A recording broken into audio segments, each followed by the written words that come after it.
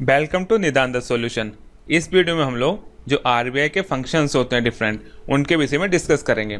तो इस टॉपिक से बहुत ज़्यादा क्वेश्चन आते हैं। अब क्वेश्चन किस तरह से आते हैं, जैसे कि पूछा जा सकता है कि बैंक को लाइसेंस कौन प्रोवाइड करवाता है, या यदि किसी बैंक का किसी बैंक में मर्जर होना है तो उसके लिए डिसीजन कौन लेगा, या फिर आपका ये पूछ लेगा 4-5 फंक्शन दे देगा तो मैं पूछ लेगा कि इनमें से कौन कौन से फंक्शन जो है वो आरबीआई के हैं, या पूछ लेगा कि जैसे कि हम कहते हैं ना कि कटे फटे नोट हम लोग बैंक में दे देते हैं, तो उन नोट्स का आखिरकार होता क्या है, उन्हें डिस्ट्रॉय जो करते हैं, ख़त्म जो करते हैं, सर्कुलेशन से आउट करते हैं, उसके लिए आपका फाइनल डिसीजन कौन लेता है।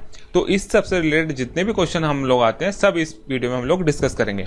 तो सबसे तो पहले हम लोग देख लेते हैं कि आरबीआई का पहला फंक्शन क्या है। उसका फंक्शन है कि वो करेंसी को इशू करता है। वो कितने की करेंसी इशू करता है, तो जितने भी आपके 2 या 2 से अधिक रुपए के नोट्स होते हैं वो आपके उनको जो ऑथराइज्ड है वो आपका आरबीआई ही पब्लिश करता है, उन्हें आरबीआई ही मतलब इशू करता है। उसके अलावा उन जो करेंसी होती है उस पर किसके साइन होते हैं, उस पर साइन होते हैं आपके गवर्नर ऑफ आरबीआई के। और एक चीज़ याद रखिएगा, ये आपका दूसरा जो होते हैं जो कॉइन्स होते हैं, तो वो कॉइन एक्ट के थ्रू आपका उनको पब्लिश करने के, उन्हें इशू करने की जो अथॉरिटी है वो आपकी गवर्नमेंट ऑफ इंडिया के पास में। और 1 रुपये का नोट जो होगा वो भी आपका जो होगा government of India he issue करेगी। और उस पर साइन किसके होते हैं, उस पर साइन होते हैं आपके फाइनेंशियल सेक्रेटरी के। तो ये भी पूछा जा सकता है कि आपके 2 या 2 से अधिक रुपए का जो नोट्स होते हैं उस पर साइन किसके होते हैं, तो किसके साइन होते हैं, गवर्नर ऑफ इंडिया के। और यदि 1 रुपये का नोट होगा तो उस पर साइन होते हैं आपके फाइनेंशियल सेक्रेटरी के।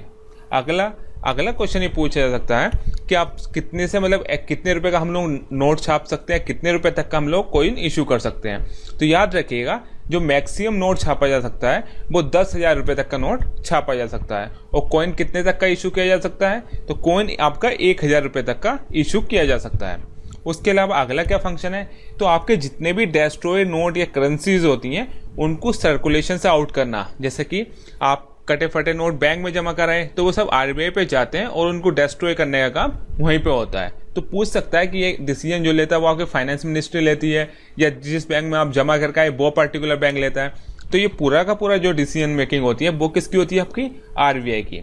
उसके अलावा जो इंडिया का फॉरेन अकाउंट है, फॉरेक्स अकाउंट है, फॉरेन एक्सचेंज करेंसी अकाउंट वाला, फॉरेक्स रिजर्व पे कहते हैं, तो उसको मैनेज कौन करता है, उसको मैनेज भी आपका कौन करता है, आरबीआई करता है। उसके अलावा जो आरबीआई आपका वो गवर्नमेंट के लिए भी एक तरह से बैंक की तरह काम करता है। और उसकी जो भी उसे डेब्ट के इश्यूज होता है, अर्थात जो ऋण की जरूरत पड़ती है, वो गवर्नमेंट के सिक्योरिटीज के इशू करके उसको ऋण भी प्रोवाइड करवाता है। उसके अलावा हम लोग अगला फंक्शन देख लेते हैं। तो अगले फंक्शन में हम लोग ने जैसे स्टार्टिंग में बात किया था, जो आपको बैंकिंग लाइसेंस देने की पावर है वो भी किसके पास है, आपकी आरबीआई के पास है। या बैंक में आपका शेयर होल्डिंग को चेंज करना है तो उसके लिए क्या क्या शेयर होल्डिंग होनी चाहिए उसको भी रेगुलेट करता है।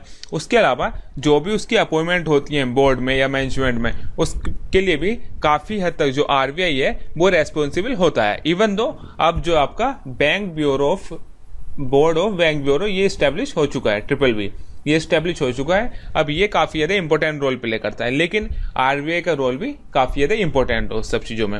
उसके अलावा जो ऑडिट किस तरह से होना बैंकिंग का, कि उसमें कुछ गड़बड़ तो नहीं हो रहा, या फिर बैंकिंग का जो मर्जर होता है, लिक्विडेशन होता है, उसको मतलब बेचने से रिलेटेड, कुछ शेयर कम करने से रिलेटेड जो भी डायरेक्शन होती है। या फिर एक इंपॉर्टेंट फंक्शन जो काफ़ी ज़्यादा न्यूज़ में था, यदि किसी बैंक में कुछ इलीगल प्रैक्टिसेस पाई जाती हैं तो उन पे वो पेनल्टीज भी इम्पोज कर सकता है। जैसे कि अभी 1 करोड़ की जो पेनल्टी थी वो इम्पोज करी गई थी आपकी एचडीएफसी पे, किस लिए कि उन्होंने केवाईसी जो नॉर्म्स होते हैं वो सही से वो फॉलो नहीं कर रहे थे। तो हम लोगों ने बात किया कि क्या क्या चीज़ें आरबीआई कर सकता है। जैसे मर्जर के लिए जो डिसीजन होता है, मर्जर के लिए हम लोग अभी आगे बात करेंगे कि उसके लिए डिटेल प्रोविजन क्या क्या है। उसके अलावा ये बैंकर्स के लिए, जो बैंक होते हैं जितने भी, तो उनका एक अकाउंट आपका आरबीआई में होता है, इसके थ्रू वो उनको रेगुलेशन करता है। उसके अलावा लेंडर ऑफ लास्ट रिसोर्ट, तो जो लास्ट में इमरजेंसी में किसी बैंक को जरूरत पड़ती है कुछ मनी की, तो उसके लिए भी वो आरबीआई के पास ही जाता है। उसके लिए उसने डिफरेंट रेट्स हैं, जैसे एमएसएफ है, रेपो रेट है, रिवर्स रेपो रेट है, इस तरह के मैकेनिज्म है जिसके थ्रू, या बैंक रेट है तो इसके थ्रू वो वहाँ से ऋण लेता है।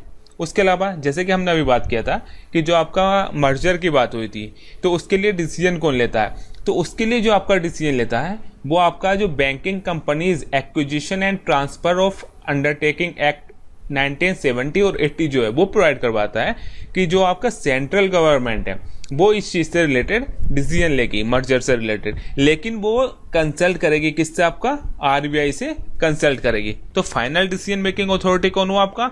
एक तरह सेंट्रल गवर्नमेंट, लेकिन वो कंसल्ट किससे कर रही है? आपका करेगी आरबीआई से।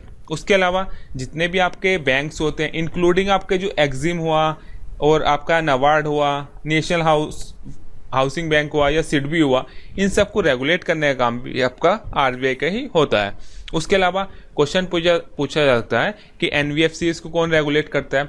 तो आपके जो डिपॉजिट टेकिंग वाली एनबीएफसीज होती हैं, कई तरह के एनबीएफसीज होती हैं, ये हम एनबीएफसी वाले टॉपिक में पढ़ेंगे। इसका मतलब होता है नॉन बैंकिंग फाइनेंसिंग कॉर्पोरेशन। तो इससे रिलेटेड जो टॉपिक होगा उसमें हम पढ़ेंगे जो डिपॉजिट वाली एनबीएफसी होती हैं उनसे उनका रेगुलेशन करता है आपका आरबीआई। उसके अलावा आपका क्रेडिट का कंट्रोल करता है कि किस समय मार्केट में ज़्यादा लिक्विडिटी प्रोवाइड करवानी है, किस समय इजी चीप क्रेडिट लोगों को मिलना चाहिए, किस समय थोड़ा सा हार्डन करना है प्रोसेस। तो उसके लिए भी जो मैकेनिज्म है वो आरबीआई ही डिसाइड करता है। जैसे कि आपने सुना होगा डिफरेंट टाइप्स के रेट्स होते हैं, तो उनको डिटर्मिनेशन का किसका काम है? वो भी आरबीआई का ही काम है।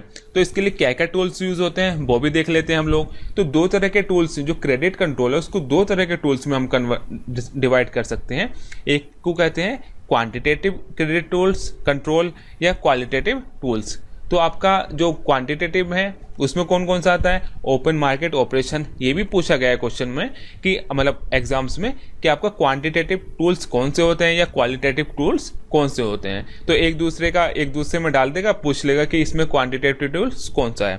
तो क्वांटिटेटिव टूल्स कौन से आपके? ओपन मार्केट ऑपरेशन हुआ, बैंक रेट हुआ, सीआरआर हुआ, एसएलआर हुआ, repo rate, reverse repo rate. और आपके क्वालिटेटिव टूल्स कौन से होते हैं?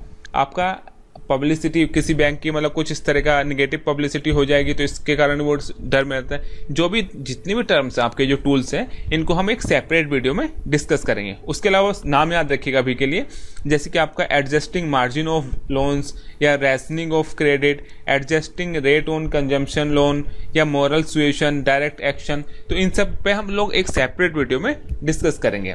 उसके अलावा हम लोग आगे देख लेते हैं और क्या क्या काम करता है आरबीआई। तो आरबीआई एक तरह से सेंट्रल क्लियरिंग हाउस का भी काम करता है। इसका मतलब क्या होता है? जैसे कि सब जितने भी बैंक्स होते हैं उनका अकाउंट जो होता है आपका आरबीआई में होता है। तो जो भी इंटर बैंकिंग ट्रांजेक्शन होता है तो उसके लिए एक तरह से सेंट्रल बैंकिंग का काम कौन करता है? आपका आरबीआई ही काम करता है उसके लिए। उसके अलावा जो इंडिया को रिप्रेजेंट करता है आईएमएफ में या आपका G20 फाइनेंशियल स्टेबिलिटी बोर्ड में, ये भी कौन रिप्रेजेंट करता है आपका? इसमें भी आपका आरबीआई ही रिप्रेजेंट करता है।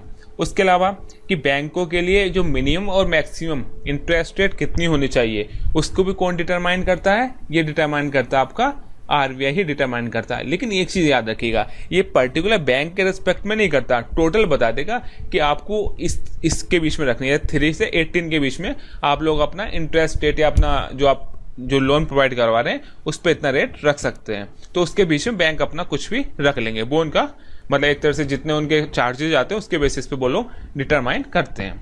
उसके अलावा जो आपका पेमेंट एंड सेटलमेंट सिस्टम होता है कि जो भी आपके पेमेंट्स होते हैं उनको एक तरह से रेगुलेट कौन करता है? उनको रेगुलेशन का काम भी आपका आरबीआई का ही होता है। इससे क्या होता है? आपका जो पब्लिक का कॉन्फिडेंस होता है पेमेंट एंड सेटलमेंट सिस्टम में वो आपका बना रहता है। उसके अलावा आरबीआई काफ़ी ज़्यादा प्रमोशनल रोल भी करता है। प्रमोशनल रोल किस तरह से? मतलब जैसे कि कस्टमर के प्रोटेक्शन के लिए उसने अम्बुसडमैन के थ्रू करता है। उसके अलावा आपका जो फाइनेंशियल जैसे नॉर्म्स इंक्लूसिव डेवलपमेंट के लिए फोकस करना है तो डिटरमाइन करेगा कि आपको जैसे कि बैंक को डायरेक्ट करेगा कि बैंकिंग को कुछ पर्टिकुलर ब्रांचेज अपनी पर्टिकुलर एरिया में मतलब इस्टेब्लिश करनी है, या जो आपके प्रायोरिटी सेक्टर लैंडिंग है वो इतने % रखनी है। तो वो सब भी काम जो करता है आपका आरबीआई ही करता है और इस रोल को कहते हैं आपका प्रमोशनल रोल्स। तो ओके, इस वीडियो में हम लोगों ने डिस्कस किया कि आरबीआई के फंक्शंस क्या क्या हैं। काफ़ी ज़्यादा एग्जाम्स में पूछा जाता है। इससे पहले हम लोग जो आरबीआई से रिलेटेड इंपॉर्टेंट फैक्ट्स हैं वो भी डिस्कस कर चुके हैं और अगली वीडियो में हम लोग डिस्कस करेंगे कि आरबीआई के जो इनकम का स्रोत है और जो एक्सपेंडिचर का वो क्या क्या है और कहाँ से वो आता है। Okay, thank you.